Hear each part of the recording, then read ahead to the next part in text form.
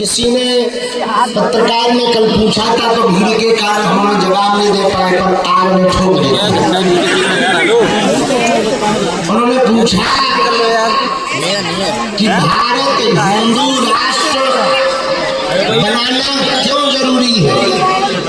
न कहा तो क्या पाकिस्तान हिंदू राष्ट्र बनेगा या बांग्लादेश।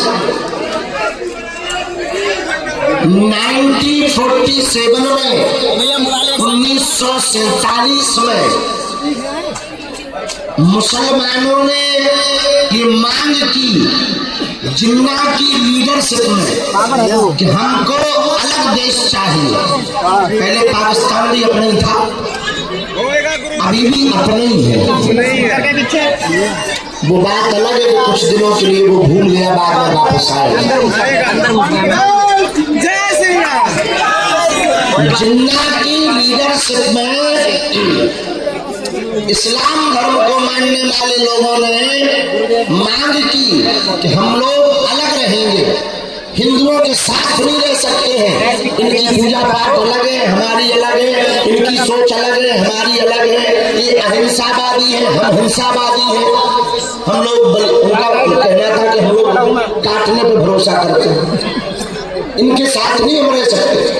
ये भाई उस समय की सरकार ने निर्णय लिया इनका अलग टुकड़ा कर दिया जाए, ताकि भविष्य में बच्चियों की आने वाली जो पीढ़ियां हैं वो आपस में लड़े ना। 47 में जो बंटवारा हुआ आजादी के बाद, एक टुकड़ा बना पाकिस्तान। कोई दिक्कत नहीं, बहुत अच्छी बात है, बंटवारा हो गया, पाकिस्तान बन गया। पर एक बात हमें समझ में नहीं आई, जब ये बात हमारी नहीं है ना, हम कह रहे हैं, आप YouTube पर सरदार वल्लभ भाई पटेल के भाषण सुन लेना, उनकी बात हम केवल दोहरा रहे हैं।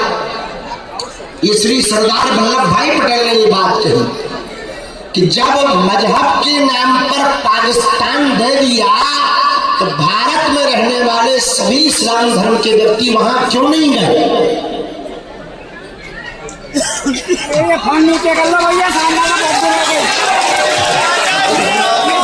ये बात सरदार वल्लभ भाई पटेल ने कही। कल तो खैर हमारी पदयात्रा में मुसलमान भी बहुत सपोर्ट करने आए थे, हमने भी उनको सिर पर हाथ रखकर आशीर्वाद दिया है। और उन्होंने सीताराम भी बोला है, हमने कहा कोई बात नहीं, अच्छी बात है, इसी तरीके से रहो, हमें क्या दिक्कत है, कोई बुराई नहीं है, हम मुसलमानों के विरोधी थोड़ी है। तो जब इस बात का बंटवारा हो गया, पाकिस्तान बन गया, फिर भी कुछ मुसलमान धर्म को मानने वाले लोग भारत में रहे, अच्छी बात है, उनकी अपनी श्रद्धा थी भारत माता के प्रति, इस देश के प्रति, रह गए, वो भी कोई बुराई नहीं है। पर भैया जब मजहब के नाम पर पाकिस्तान हो सकता है तो सनातन धर्म के नाम पर हिंदू राष्ट्र भारत क्यों नहीं हो सकता। हम सिर्फ इतनी बात कहना चाह रहे, जहां 80% हिंदू रहते हैं, और सुनो, आप लोग ये जो कष्ट उठा रहे हैं ना, ठंड में सो रहे, पाँव में छाले पड़ रहे, धक्का लग रहा, ये आप अपने लिए नहीं कर रहे, आपकी आने वाली पीढ़ियों के लिए आप कर रहे हैं। कल एक महात्मा हमारे बगल में थे, वो बोले बहुत लोग आपके साथ फोटो खिंचाना चाहते हैं। हमने कहा हम भी खिंचवाना चाहते हैं। बोले क्यों? हम कहा हम तो वीडियो तक बनवाना चाहते हैं। बोले क्यों? हमने कहा आज से 50 साल बाद ये वीडियो उनके मोबाइल पर रहेगा तो आने वाली पीढ़ियों को वो कम से कम बताएंगे तो कि हिंदू राष्ट्र के लिए जो बिगुल बजा था उसमें हम भी पदयात्रा में पैदल चले थे। एविडेंस के रूप में तो रहेगा भाई। पहले के जमाने में पत्र होते थे, फोटो होती थी, अब तो वीडियो का जमाना है, कोई बात नहीं। पर रील वाले लड़कों, रियल बात मत खो देना। रील वाले लड़कों, रियल बात मत खो देना। आप यदि आज जगोगे नहीं, गांव गांव में हिंदुओं को जगाओगे नहीं, तो वो दिन दूर नहीं है, बांग्लादेश जैसा हाल होगा। सामान संपत्ति कद पद तुम्हारा होगा, हक किसी और का होगा। जिस मेवाड़ की धरती से हमारे बगल में राज परिवार से श्री लक्ष्मण सिंह जी आए हैं, आपके पूर्वजों ने अनेक बार मुगलों से मुकाबला किया, अनेक बार, और वीर गति पाई। कहाँ आगे जाए भैया, तो अभी चले जाओ। एक बात बताओ, धक्का दे रहे हो। इनके पूर्वज, हमारे पूर्वज, आपके पूर्वज जो विरोधियों से लड़ते थे, उनकी बुद्धि खराब थी क्या? अरे हम लोगों को सुरक्षित रखने के लिए अपने प्राणों की बाजी उन्होंने लगाई है। आपको बात समझ आई? अपनी संस्कृति को बचाने के लिए वो लड़ते थे। आज यहूदी हैं, इजराइल है, यहूदियों का देश है इजराइल। आज इजराइल लड़ रहा है, क्यों? अपनी संस्कृति को बचाने के लिए। आज फ्रांस लड़ रहा है, क्यों? अपनी संस्कृति को बचाने के लिए। इंग्लैंड में अंदर ही अंदर और वहां के मूल निवासी लड़ रहे हैं, क्यों? अपनी संस्कृति को। हम अभी ऑस्ट्रेलिया गए, ऑस्ट्रेलिया की राजधानी है कैनबरा। कैनबरा में जैसे उतरे, वहाँ के प्रशासनिक अधिकारी, हम लोग गणमान्य लोग मिले, हमारे साथ जो चेला थे उन्होंने हमको वहाँ के बारे में दिखाया। ऑस्ट्रेलिया की संसद के सामने एक तंबू लगा था, अंग्रेजी में कुछ लिखा था वीजा वीजा का। तो हमने कहा यहाँ वीजा बनते हैं क्या, पासपोर्ट मिलता है? बोले नहीं नहीं नहीं, यहाँ के जो मूल निवासी हैं, आदिवासी, वो अंग्रेज जो यहाँ पर आक्रमण करके अपना आधिपत्य जमा लिया, उनके सामने उन्होंने अपना पासपोर्ट का खुद का ऑफिस डाल रखा है। तो हम कहे ऐसा कब से है? बोले कई सालों से वो लड़ रहे हैं कि पासपोर्ट हमारा तुम नहीं बना सकते, हम बनाएंगे, क्योंकि देश हमारा है, धरती हमारी। ये बात ऑस्ट्रेलिया की बता रहे, वो इसलिए लड़ रहे हैं, अपनी संस्कृति को बचाने के लिए लड़ रहे हैं। भैया, जब इतने देश अपनी संस्कृति को बचाने के लिए लड़ सकते हैं, हम लोग लड़े ना, कम से कम जुड़ तो सकते हैं। लड़ना नहीं है, पर जुड़ तो सकते हैं। ना हम इस्लाम के खिलाफ हैं, ना हम ईसाइयत के खिलाफ हैं, हम केवल हिंदुओं के पक्ष में हैं।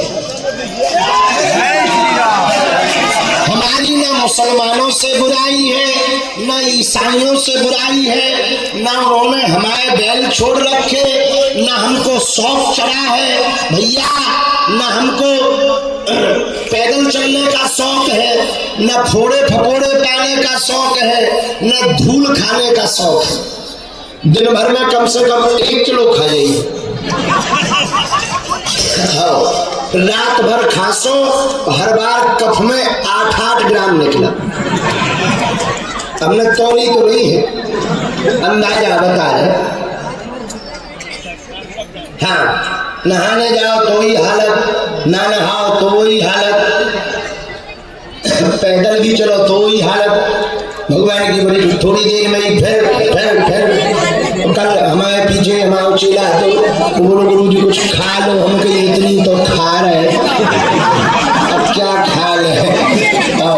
किसी ने कहा पेट ठीक है, अरे हम कहा इससे बढ़िया क्या हो सकता, जब कंकड़ पत्थर भी पचा ले, इससे गजब का पेट क्या हो सकता है। तो आप लोग अपनी संस्कृति को बचाने के लिए, बच्चों को बचाने के लिए ये पुरुषार्थ कर रहे हो। हमें भरोसा है आपकी मेहनत रंग लाएगी, हिंदू जगेगा और भारत हिंदू राष्ट्र होगा। हमारे तो जब तक तन में प्राण है तब तक हम पदयात्राएं करते रहेंगे। कोई हमारे साथ चले ना चले, हमें अपने चेलों पे भरोसा है। तो हमारे चेले भी हमारे साथ छोड़ देंगे तो भी हम चलेंगे, हमें अपने गुरुजी पर भरोसा है। बाढ़ में गया अकेले जाएंगे, आदमी अकेले 4 धाम जा सकता, हम पदयात्रा नहीं कर सकते क्या? कर लेंगे, पर कम से कम जब देश लुटेगा, तुम्हारे बच्चे बर्बाद होंगे, तुम्हारी बेटी लव जिहाद में जिस दिन पड़ेगी, तुम्हारा कदपत जिस दिन छूटेगा, तुम्हारा बेटा जिस दिन शुक्रवार को जाने लगेगा, उस दिन तुम्हें हमारी याद आएगी कि काश गुरुजी का साथ दिया होता तो भारत हिंदू राष्ट्र बन गया होता। हाँ, इसमें अभी समय है पर कम है, समय है पर कम है, इसलिए अपनी संस्कृति को बचाओ। हिंदुओं एक हो जाओ, जात पात की करो विदाई, हम सब हिंदू, हम सब हिंदू, हम सब हिंदू। अंत में कल की यादें बता दें। कल बहुत अच्छा रहा, बल्लभगढ़ में कल खूब हल्ला मचा। जहां पे दोपहर के प्रवचन होने थे, बीच में ही छोड़कर हमें भागना पड़ा। भीड़ ज्यादा बढ़ गई, बैरिकेड टूट गया, लोगों को कोई कष्ट ना पहुंचे तो हम बीच में ही खिसक गए। बाकी पूरे रास्ता भर आनंद आया। बीच सड़क पर कई बार चाय पे भी भोजन भी हुआ। कल सुबह पूज्य श्री अमरुद्धाचार्य जी आए थे। आज भी बहुत से संत आने वाले हैं, महापुरुष आने वाले हैं। कल हमको एक खबर बहुत अच्छी मिली। एक बालक 5 साल का है, नाम तो हम भूल गए, और वो 5 साल का बालक पूरी पदयात्रा में सपाटे लगाते हुए जा रहा है। 150 किलोमीटर। हमने तो बल्कि रोका, उल्टा रो रहा था। हम कहा रो क्यों रहे? बोले आप रोक क्यों रहे? हमने कहा बेटा आयु कितनी है? बोले 5 साल। तो हम कहा बेटा इतना कर लोगे? बोले जब आप इतना कर सकते तो हम कर लेंगे। तो हमने भी पीठ ठोक दी, कर बेटा कर, बड़ा आगे बड़ा अच्छा बालक है, छोटा सा बालक है। पिता पुत्र दोनों आए हैं, सपाटे लगाता है, पिता पानी पिलाता जाता है, बोतल हाथ में ली, यात्रा चली जा रही। हमको वो नजारा देखकर रोना आ गया। तो बताओ कितना अच्छा बाप है, बेटा को 5 साल वाले बच्चे को यहाँ ले आया। तो कितना पुरुषार्थ। वो इसलिए नहीं लाया है कि उसकी फोटो खींचेगी, इसलिए लाया है कि ये बच्चा भी सुरक्षित रहेगा और आने वाली पीढ़ी भी सुरक्षित रहेगी। ये नजारा बड़ा भूतपूर्व था।